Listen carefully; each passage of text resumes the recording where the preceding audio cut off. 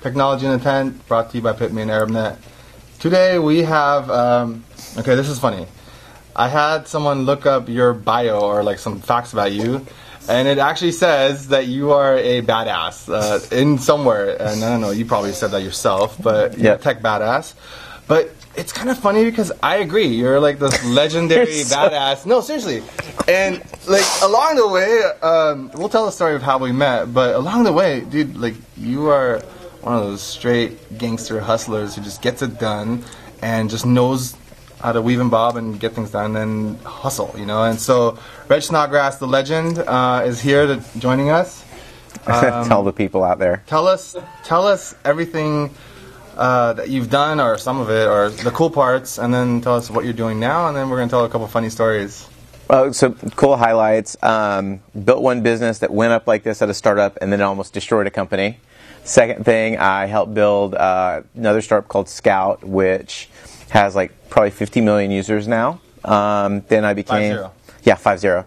And then I also became head of innovation for Bell Labs and Alcatel-Lucent, one of the most innovative companies in the world. So I went from this crazy startup that got people action, you know, to one of the most conservative companies in the world. And then I did my own startup that went out in a blaze of glory and fire, explosiveness. Let's rewind a little bit. So you go from startup to corporate French Alcatel-Lucent, and that's how we met. Yep. You guys were sponsors at, I think, VentureBee or Mashable event, demo something, and Redg gets up there, he's like, write a poem about the App Store. The poem. And you can win an iPad. And I poured my heart into this poem.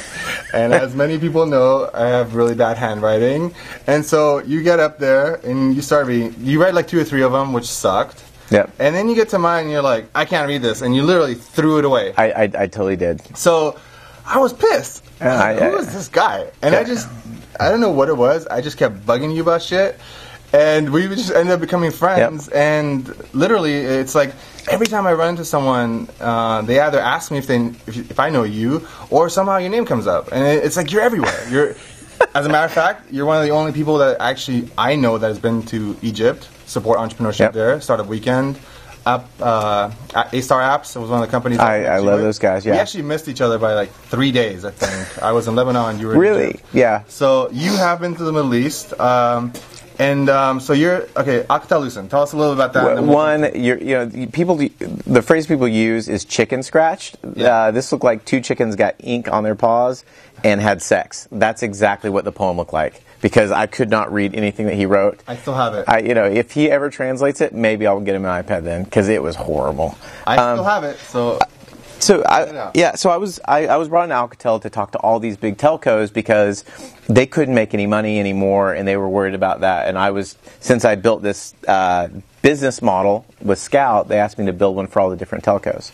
So that was really what why Alcatel got me, was to do that. And they wanted a connection to the startups. Yeah, they wanted me to be able to speak startup to telco. Is there anybody better?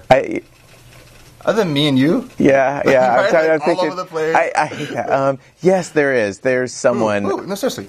Hermione is one of those. Sarah Austin. Like, there's a few people I know that are just everywhere, connected. And really, we're not building a product or whatever, but it's just like, people, you have experience, and so in that sense, we've always kind of clicked. And I don't know if we've actually ever done anything together other than hang out in Austin or We were on that horrible bus together. That's when I realized I was becoming an old man, when I could not stay on an RV for longer than a day. So technology and intent, guys, I'm sorry, I'm kind of a sissy. There's no way that I could be in a tent for very long. The RV served its purpose because Mark raised money from Bloomberg Capital while pitching on that RV. That is true.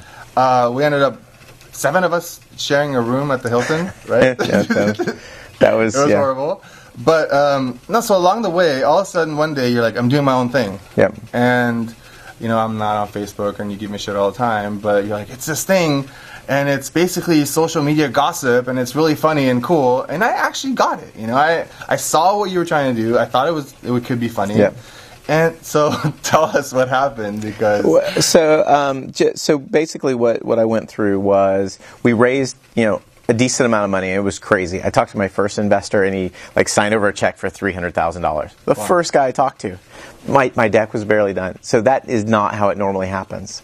And then we go through, we build a product, we launch it, demo, like everything that a startup wants to do is there. Because you had the relationship. Because of the relationship, yeah. And then right when we were raising our Series A round, basically what happened was the money fell through.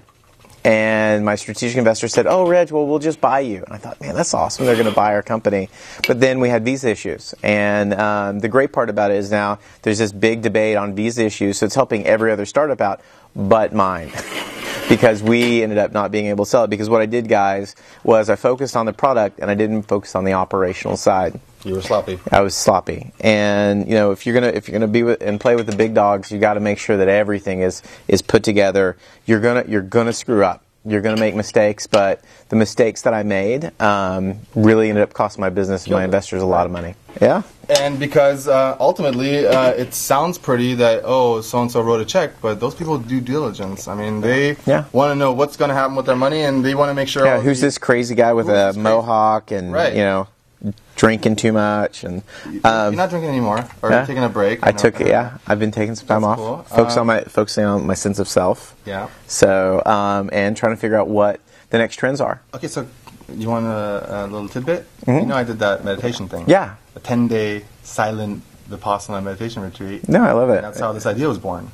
Okay. So maybe it's time for good old Reg to sign up for a 10-day meditation. If I were to not talk for 10 days, I think the world would end. As a matter of fact, that's most people when I tell them, like, no, there's no way that you didn't talk. Because obviously I have I butt my gums and I have motor mouth. I have no idea that you have a big mouth. Yeah. You talk too much? No, no, but when it's with you, it's actually not that prevalent because you talk a lot. I do talk a lot. So, it's because I sound so pretty. Yeah, exactly. Yep. And look pretty too. By the way, baklava straight from Beirut. Cost me more to ship it than to actually buy it. Oh, is it? Yeah, no, it's really good. It's better than the stuff you get at the corner store. That's right here. That's because that's not from Beirut. Anyway.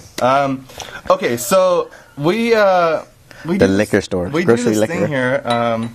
You know, the show is around lessons through stories. Yep. Right? So we want to teach the entrepreneurs in the Middle East valuable business lessons through personal experiences and through kind of funny things that have happened, right? And people that watch the show know the board, and one of these days we're going to add some more topics because people are picking the same ones. But which one of these do you want to tackle today? So let's do holy guacamole for 500. 500, Alex. Right. Holy guacamole, because most people are like, what does that mean? And you know what? I have my definition of holy guacamole, but I'm sure you do too. So what is the story behind holy guacamole for Reg? So one of the startups, it was great. This is one of those stories. So we struggled when I was at one of our companies. I mean, trying to really put it together. We were out of money. We were always hungry. You know, ramen is not it. Ramen was like a big meal. Top ramen diet. Exactly. That was like living large. And you know, when I left right before because I thought we were going to be acquired, and then we got, I think it was $22 million in investment later on. I'm still an advisor at this company. I won't say which one it is. It's easy to figure out. And I went in and the CEO, the first thing I hadn't seen him since the investment. The first thing he's like, hey, look at the bank account. And he opens it up online, and I look, and it's $20 million. I'm like, what?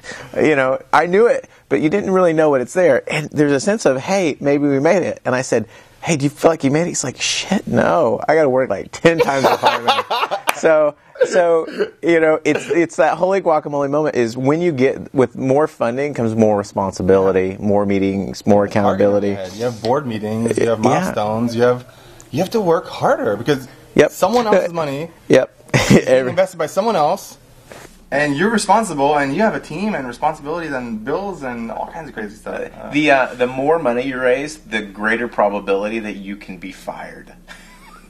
So people in the Middle East understand that you as a founder, CEO of your own company can be fired really, really quickly. Exactly. And it's literally nothing personal, but you can't do this, so goodbye. You know? And that happens. I know people, you know people, and people don't really believe that. No.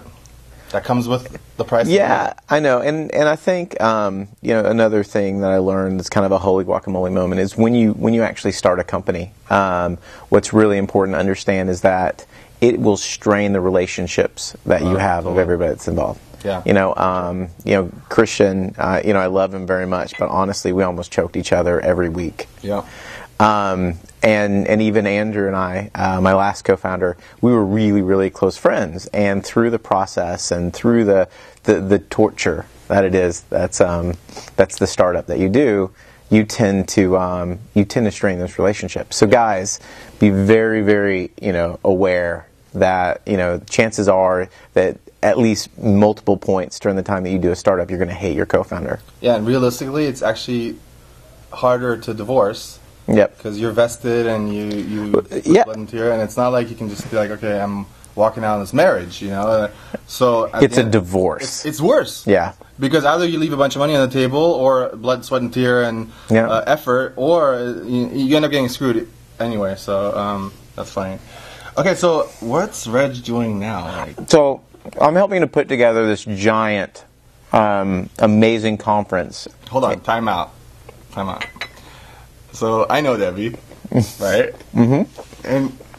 And I question her sanity a little bit, because you are not the most organized person to do this. But it's funny, because when I finally realized why Debbie chose you, I now understand. Mm-hmm. So tell us, Grow, Debbie Landa, Dealmaker Media. So there's this great conference that I've been a part of for 3 years. Mm-hmm. And I was a big funder when I was at Alcatel.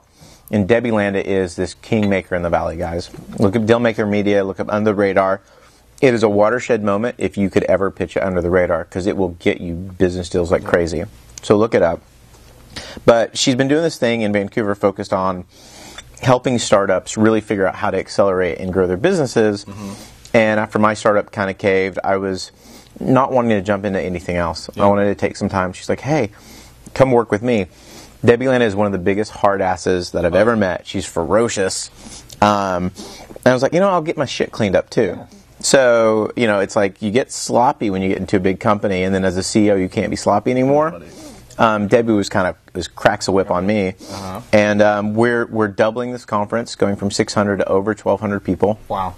All the biggest names in tech are going to be there to teach people, not just to say, oh, I'm so cool, I'm on stage, but to say, not just, hey, if you want to get big, grow your app virally. Or it's really, these are the steps you need to take. These are the things you need to understand to inhibit viral growth. Okay.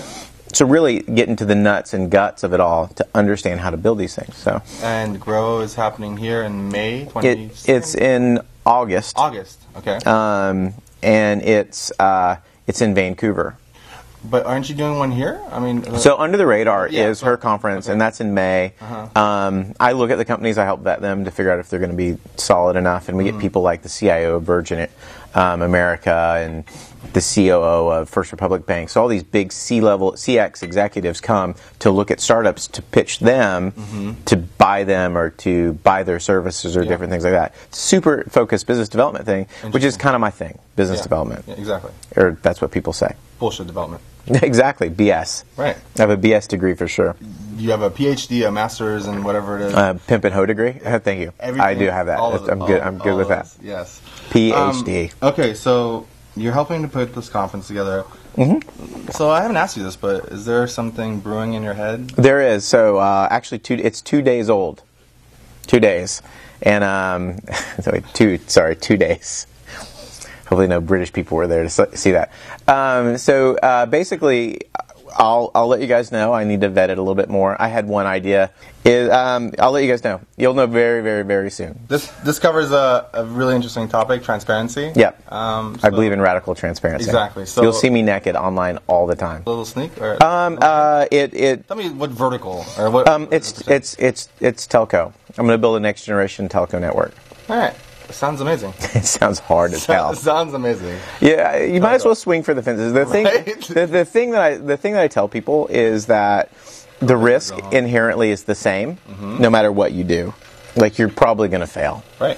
So you might as well fail in a big, dramatic fashion and learn a lot. That way, the next thing that you do will be really big, and your failure will be as big.